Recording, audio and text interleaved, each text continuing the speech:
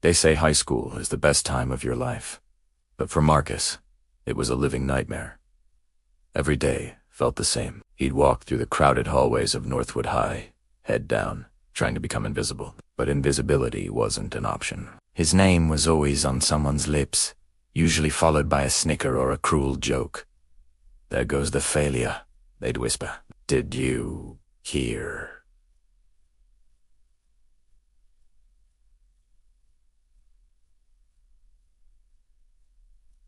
"Did you hear? He got another F." Marcus was the kid who failed every class. Not just one or two, but all of them. Math, science, English, even gym. His report cards were a sea of red ink, a constant reminder of his supposed inadequacy. His teachers sighed when he walked into their classrooms, their faces a mixture of pity and frustration. They'd tried everything, they said. Extra help, different teaching methods, parent-teacher conferences. Nothing worked. Marcus just sat there, quiet and distant, as if the world was happening on a screen he couldn't quite reach. His classmates were less forgiving. To them, he was the class clown, but not in a funny way. He was the punchline. They'd laugh when teachers handed back his failed tests. They'd mock him in the cafeteria, asking him to spell simple words and roaring with laughter when he stumbled. The relentless bullying chipped away at him, piece by piece, until all that was left was a quiet shell of a boy who expected to fail. He started to believe their words. Maybe he really was dumb. Maybe he was just a failure. His parents, Sarah and James, were at their wits' end. They loved their son more than anything, but they couldn't understand what was happening. At home, Marcus was a different person.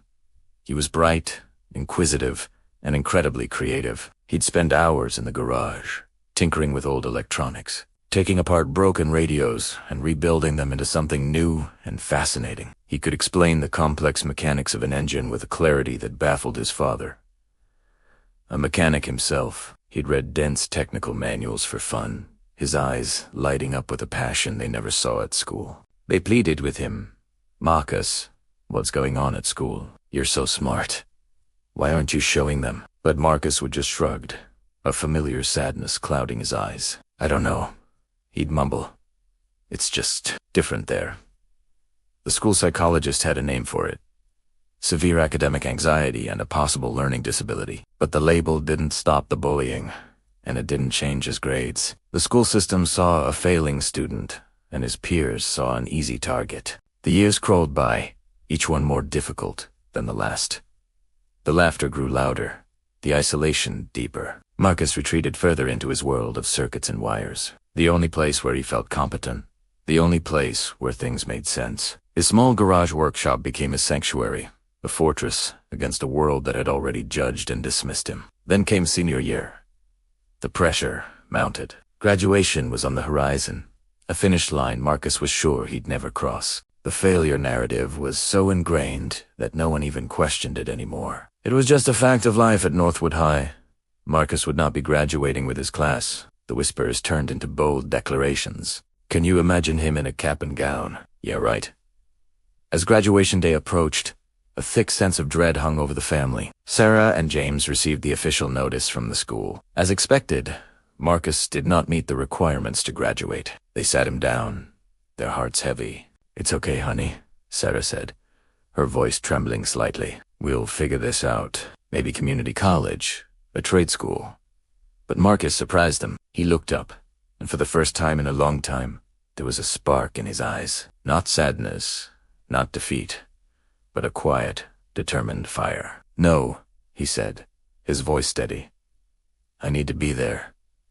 At the graduation ceremony, can you please just make sure we go?" Confused but wanting to support their son, they agreed. Graduation day was a spectacle of blue and gold, the school colors. The football field was packed with proud families, their cheers echoing in the warm afternoon air. Marcus sat with his parents in the bleachers, not on the field with the graduates. He wore a simple shirt and jeans, a stark contrast to the sea of caps and gowns. His former classmates pointed and whispered, their amusement on full display. "Look, the failure actually showed up to watch the rest of us succeed."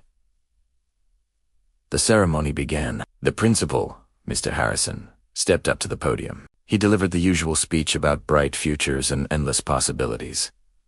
Then he paused. "And now," he announced, "we have a special presentation. This year, Northwood High participated for the first time in the National Youth Innovators Competition, a prestigious contest that draws the brightest young minds from across the country."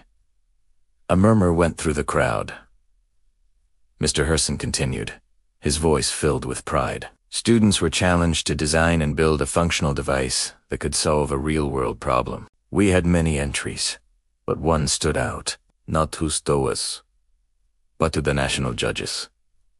He paused again for dramatic effect. "This student's project, a solar-powered water purification system for developing nations, not only won the state championship but went on to win the entire national competition, beating out students from the most elite science and technology academies in the nation." The crowd erupted in applause. Everyone was looking around, wondering which of the top students had achieved such an incredible feat.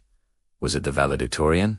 The robotics club president? Mr. Harrison smiled. "This student showed a level of genius, ingenuity, and dedication that is simply astounding. The Massachusetts Institute of Technology, MIT, was so impressed that they have offered him a full 4-year scholarship, a research position in their top engineering lab, and they are fast-tracking the patent for his invention." The entire stadium was buzzing. This was beyond anything they could have imagined. Who was this hidden genius among them? The principal's voice boomed across the field. "This young man has shown us that grades are not the only measure of intelligence. That passion and perseverance can overcome any obstacle. It is my immense honor to ask Marcus Johnson to come forward and accept this special award for outstanding innovation." Silence. Complete, stunned silence.